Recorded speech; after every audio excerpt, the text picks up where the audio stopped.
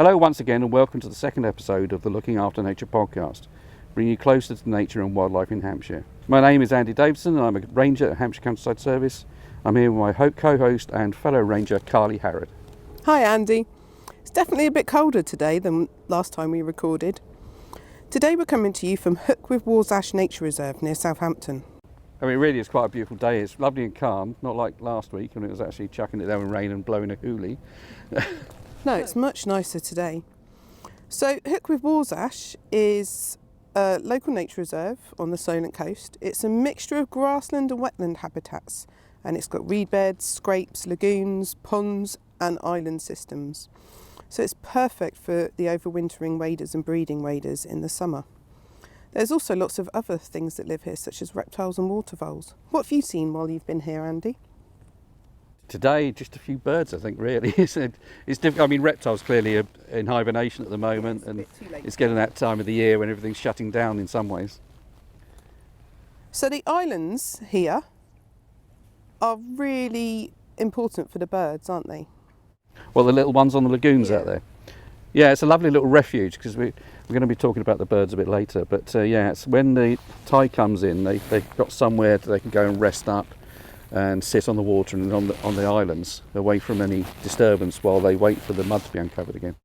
And one of the things the rangers do that look after this site is that they have to recharge the islands every few years. What's that, plugging it in? Yeah, plugging it in like you do your phone.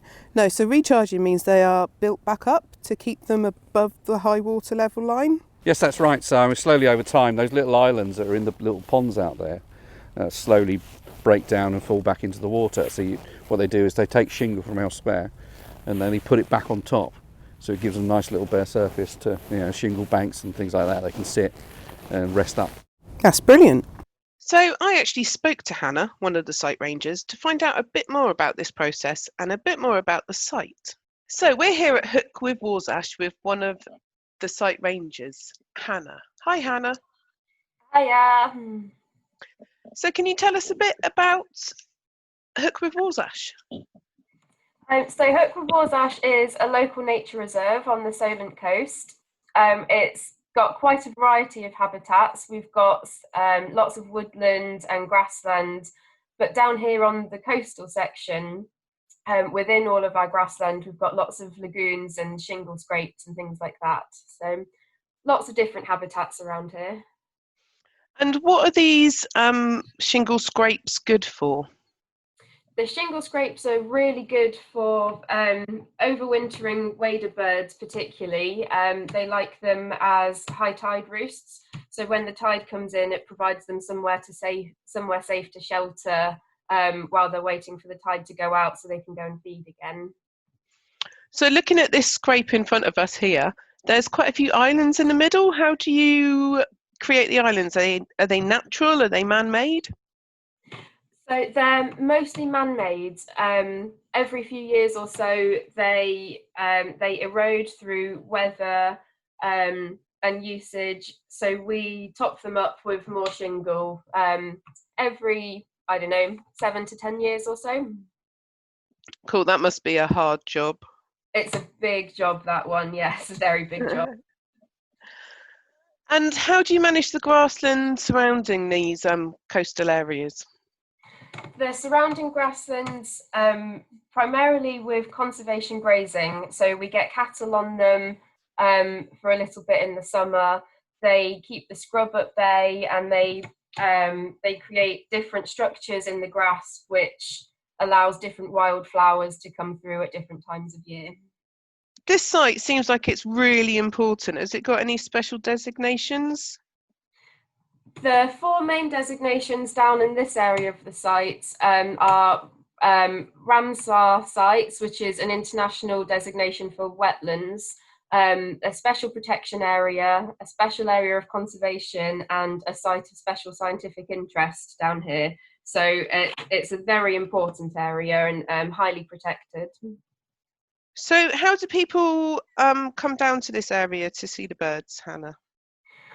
So the area itself around the lagoons is really, really fragile. So it's all fenced off, but you can, from the seafront and the footpaths around the outside, you can look over into the reserve. It's particularly good with binoculars and telescopes, but you don't need them to see the birds because they're relatively close to the fence line. So it's quite important that we don't disturb those birds, isn't it? And we'll talk to Birdaware Solent in a little bit about that. Yes, but that's why really and that's why we want to keep people to the paths on this site. Absolutely, yes. That's brilliant. Thank you so much for talking to us about the management down here at Hook, and we hope lots of people will come down and visit. Yes, that would be lovely. Thanks, Hannah, for that information. This site is really worth a visit. I love coming down here, especially at sunset. It has the most beautiful sunsets. So Andy, within the service you're known as the Birdman, and we all come to you with our questions on birds. But what got you into birding? I think probably the thing about birds is that unlike most wildlife, they actually almost go out of their way to let you see them. They fly quite openly, you can get them coming into your gardens, they almost shout at you when they sing, and they're very evident. It's quite difficult when you're looking at things like reptiles or mammals, you know, you've got to do some proper searching. See, I quite like plants because they stay still. Yeah. But I mean, I was about to say birds are more interesting. I shouldn't really say that, I suppose, but they do turn up at all sorts of times and periods. When's the best time to see birds? Well, any time really, because that's the thing. They do go throughout the winter as well as summer. You'll get a change because, like, all the summer birds are now departing. We've seen a couple of swallows today, and they're probably setting off pretty shortly for Africa. But then you've got like a change in the season. All the winter thrushes, like redwings, are coming across, and of course all the migrant birds who come down to the Solent, all the geese and the waders. So you can see different things at different times of year, but there's generally something to see every time of the year. So we're really lucky down here on the Solent, aren't we? Because we get such an influx of birds in the winter. Oh yeah, I think you can take it for granted. There's some fantastic places to go and see birds in Hampshire. So for our second episode, we're here today with Julie and Miranda from Birdaware Solent. Hello, my name's Julie Sims. I am a ranger with Birdaware Solent, and I've been a ranger for about 2.5 years. Hello, my name's Miranda. I'm a seasonal ranger with Birdaware Solent, and I started in September. So Julie, you're a Birdaware Solent ranger. What exactly is Birdaware Solent?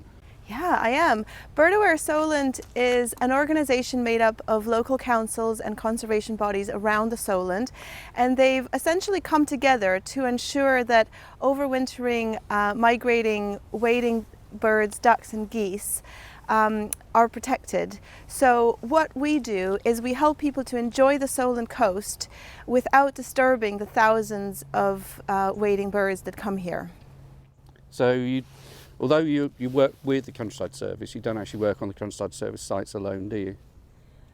No, we work all over the Solent coast. We actually cover over 200 kilometres of coastline, and we also work on the north of the Isle of Wight because we look after birds that are using the coastline, so the ducks, the geese and the wading birds. The birds that love to feed by sticking their beaks in the mud. So clearly they want to come here. I mean, why is it so special here? I know it is. It's quite special here, and most people don't realize that. But these birds breed north, some as far as the Arctic Circle, some in Northern Europe, and the winters get incredibly harsh up there. So when the food source for them disappears because of the change in season, they migrate to the Solent coast where they find a very rich abundance of food and also places to rest. So salt grass, marshes, mud, it's all got an incredibly rich source of food for them. So you're saying some of these birds come from the north. What sort of birds are coming down here and where are they coming from? So one of my favorites is the Brent goose, and we can see hundreds or sometimes even 1,000 of them at a time here in the Solent. So it's hard sometimes to realize how special they are, but this is a protected species whose population numbers are decreasing. But 10% of the world's population comes here to the Solent coast. So this is why we see loads of them, even though they are actually quite an endangered species. However, one of the things I find is that a lot of people don't realize that the Brent goose is different from the Canada goose. Canada geese are not protected. They don't need any special protection. There's loads of them. They are bigger, louder geese. The Brent geese are smaller, and they also have much less white on their faces. So that's usually how I tell people to tell them apart. If you look up and you see a goose with loads of white on its chin, then it's a Canada goose. Also, if they're being super loud. A little bit of white on just under their chin, that would probably be a Brent goose, which is the protected species. And we do try really hard to look after the Brent geese. Fields that they use for roosting are protected by law because they are such a special species. And I'm sorry, you asked me about loads of birds, and I ended up going on about the Brent geese. But we also get curlew is also one of my favorite. They have a very haunting call. The curlew is easily recognizable because it has a downturned, very long downturned beak that they use to dig up lugworms from the mud in muddy shore habitats. There's oyster catchers, which are distinctly black and white birds with very red beaks that sort of looks like someone stuck a carrot to the end of their noses.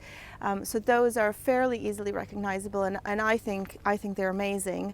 They can actually adapt the shape of their beak according to what food source is available for them. So that's amazing. And I could go on. There's dozens of wader species, and there's also ducks and geese. We've got widgeon, which is a kind of duck, and there is teals, which are also a kind of duck. The thing about bird watching is that once you get into it, it's a bit addictive. And it's lovely because once you start noticing the birds, you will sort of always notice the birds. And I think that's what's happened to me, basically. And now this is why I'm in this job. That's great. So you mentioned a few birds there. There's like the curlew, and I guess it's named from its call. And then the Brent goose. I think it's Old Norse or something like that. It's a corruption of burnt because they're quite charcoal coloured, aren't they? Yes, they are quite charcoal coloured. That's true. Yeah. And the oyster catcher. The one thing most people don't know about oyster catchers, they don't really catch oysters, do they? No, I mean they can, but most of the time they eat things that are sort of easier to get into, and it really depends on the food source that's available for them. So they will go after whatever's easiest, path of least resistance, mussels, invertebrates, all sorts, I think. So we're talking about all the mud they love feeding in, so the curlew dibs into the mud to get lugworms, but all that is high tide at the moment. Mm-hmm. All that mud and salt marsh is covered by the sea at the moment. So where are they now? Yeah, so at high tide, the birds go and find something called a roost. We call it a high tide roost. It's essentially a place to rest undisturbed until the tide drops again and they can go back to feeding. So high tide roosts, they're really important because if the birds don't find somewhere to rest undisturbed, they can waste all the energy that they just gained feeding by having to fly away all the time. So these high tide roosts are very important to their survival overall, especially on very cold, windy, rainy days when they really need to conserve their energy. So, I mean, these birds, at high tide, they gather on these roosts and places. So what are they actually doing there? They're just resting, essentially. Sometimes they do it in fairly large numbers, so you can get high tide roosts with hundreds of birds, multiple species on them, because these birds do find safety in numbers. But essentially they're just trying to conserve as much energy as possible before they have to move again. Although some roosts will have 3-4 birds on it, and that's just as important as one that has many more birds. They'll use boats, pontoons, fields, anywhere that they perceive to be safe.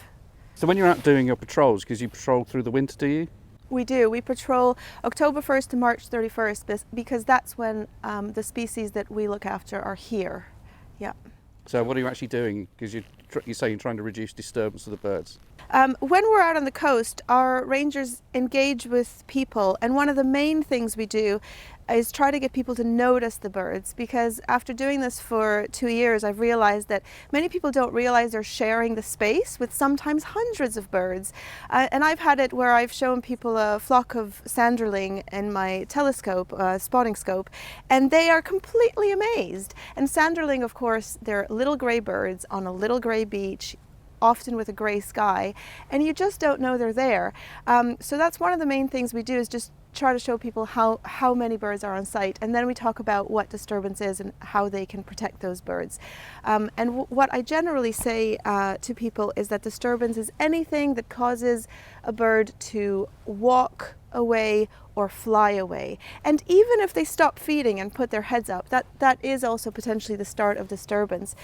So if you keep that in mind when you're out on the beach recreating, to give them enough space that they don't feel they need to stop feeding or walk away, or worse, even fly away. It's quite tough to sometimes to understand that, because we're so used to birds flying. We think, well, that's fine, that's what birds do, and often people think, oh, it's beautiful when they fly. But if that happens too often, which unfortunately it is happening more and more often, simply because there are more and more of us on the Solent coast than there ever used to be, then that does have a detrimental effect, because they can waste too much energy, and that means that sometimes they don't make it through the winter, or they don't have the strength to migrate back. Sometimes the thousands of kilometers they need to fly back, or they don't have the energy to breed, even if they do make it back to their migrating grounds. So it can have a lasting effect on the population if these birds have to fly away to get away from people recreating on the coast. Yeah. So you were talking about the people actually noticing the bird. I mean, it's clearly birds, they're designed to be camouflaged. They don't want to get eaten by anything else, really, don't they?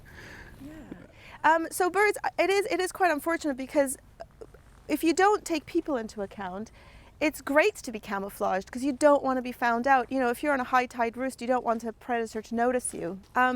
But now, with so many people on the coast, it would actually help if these birds were brightly coloured, for example, because then we might notice them more.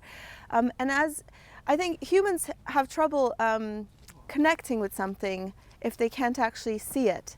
So one of the things that our rangers do is try to create that emotional connection between people on the Solent coast and the birds that are there. I mean, people love nature, and the people that I speak to, they don't want to harm nature. They want nature to thrive. They want the birds to be here for their children or grandchildren. But there's sometimes just a lack of understanding of what the birds need to survive. So hi Miranda, you're another one of the Birdaware Solent Rangers, but you're quite new, aren't you? Yes, I'm one of the new seasonals, so I'm just here for the winter period. I started in September, did lots of training, and now I'm out on the coast. So what sort of training, you do some bird ID training and stuff like that? A little bit of that, yeah. It's also about just how to talk to people, and you know, what kind of things we want to say, and how to build a rapport with people that we meet out on the coast. So you definitely want people to come and talk to you, don't you? Absolutely, yeah. I'll be lonely out there on my own, so if you do see one of our Birdaware Rangers, come and say hello. Great stuff. So what sort of birds are coming here now? I mean, they haven't seen many today, but do you know what sort of birds are coming here at the moment? So we've got lots of birds coming from further north in the Europe and Siberia, sort of places like that.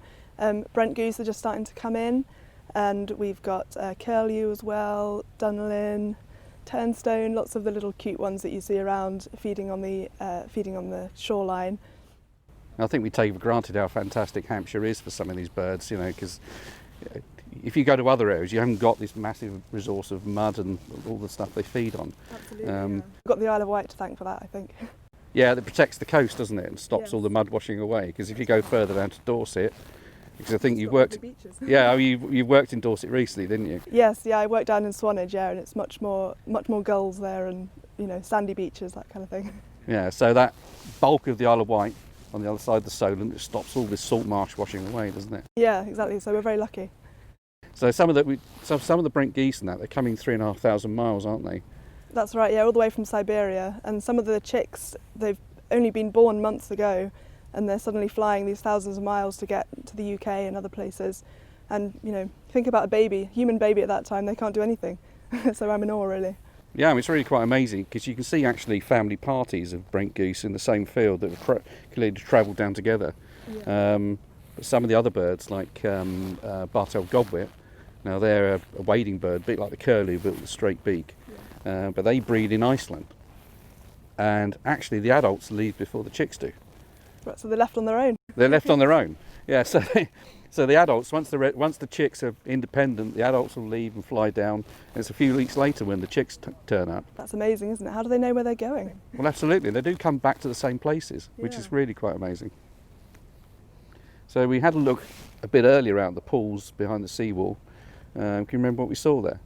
There were a couple of cormorants there doing their sort of traditional standing with their wings out, sunning themselves. There was some widgeon as well and some teal, lovely teal. Yeah. So the teal are the smallest ducks, aren't they? Yes, that's right, yeah, and they've got a lovely teal-coloured eye stripe, which is a good way to identify them. What about the widgeon? Widgeon, they've got a sort of brownish head and a sort of greyish body. There's not many of these birds around at the moment. They're only just starting to build up, aren't they?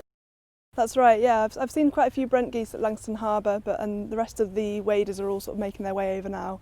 So, yeah, early days still. So do we know how many numbers? I mean, how many Brent geese do you know? In the thousands. So in terms of not disturbing the birds, is there anything, any sort of guides to how people can help with that? Well, mainly just look out for the birds when you're out and about so you know where they are. And just try your best not to disturb them, really. If you see a big group, try and avoid them, try and stick to the paths. Move further away if you notice that they do become alert, if they look up or if they're moving away from you. Stay on the paths when you can and follow any signage that you see around as well. So that sounds like really useful information. Where can people find this sort of information? So this is all covered in the Coastal Code. You can find that on our website, or you can come and chat to us when you see us out and about. Thank you to Julie and Miranda for talking to us about the great work Birdaware Solent undertake. We hope you have a much drier season than last year, because I hear it was quite wet last year. So Andy, what's your favourite bird? That's a difficult one. You could try and narrow it down to one or two birds, but I mean, it depends how you're feeling and what you're seeing on the day, I think. Certainly amongst them, red kites are really, a lot of people see them in Hampshire. They're more and more in the south of Hampshire. They're getting much more spottable, aren't they, over here? Yeah, and they're such graceful birds. They're the size of a buzzard, but long, narrow wings and that beautiful long forked tail. And you probably see them when you're driving anywhere in Hampshire these days. There's also the firecrest, and that's a beautiful little bird. I mean, Is that our smallest bird? yes, it is. Yes, people think about the wren being very small, but firecrest, along with its cousin, the goldcrest, they're half the weight of a wren. Wow.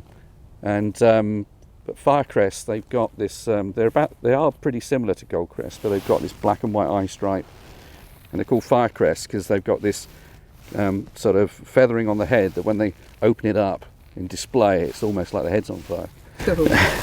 My favourite bird is probably the long-tailed tit, because they look like little pink balls of cotton wool and they just sound really cute. But I also do like the sanderling that Julie described earlier, because they just look they look like they're having so much fun running in and out of the waves all the time, even though they are really hard to spot. We've learnt all about disturbance and how this can impact on birds' survival. What do you think the most important bit of the Coastal Code is? I think it's probably being aware of what's around you and appreciating that there are things sharing that space with you. I think it also engages you more when you're looking for things as well. So if you're seeing things suddenly flipping up in front of you, or you're seeing a group of birds sitting around, give them a little bit of a wide berth.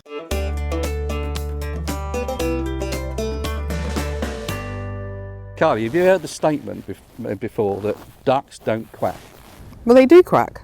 Probably the best thing to say is that most ducks don't quack. Okay. Because the thing is that your domestic ducks, the ones that people have in the farmyards, they're quite closely related to the ducks you more often get in your duck ponds, which is the mallard, and they do quack.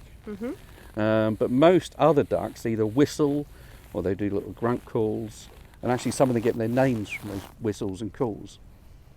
Can you do any impressions, Andy? Here we go. So a teal, we saw teal earlier when we were talking about to Julie and Miranda, and they do a little call. Did you hear that? Yeah, do it again though. Yeah, the teal do a little call. Okay, so they sound like they're whistling at someone. Yes, yeah, and the widgeon, they actually get their name from it because it's more of a, and you can imagine that turning into a whew, whew, or widgeon. Okay. It's a bit like the curlew. It's named after its call, or cuckoos and stuff like that. Now, I also know that you do a really good impression of an eider duck. Yes, I mean, there is a little population of eiders in the Solent, but you more often hear them up in the north, up around the north coast and up into Scotland. And they sound like nosy neighbours. They do a sort of, ooh, ooh, which is really quite endearing. That brings us to the end of our second episode. Thanks for listening to Looking After Nature, the Hampshire Countryside Service podcast. And don't forget to subscribe and check out our other social media pages for more great information.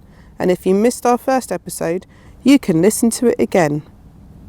And we really appreciate it if you rate and review our podcast on iTunes, as this helps other people find us. For now, thanks again for listening. I'm Andy Davidson. And I'm Carly Howard. See you next time.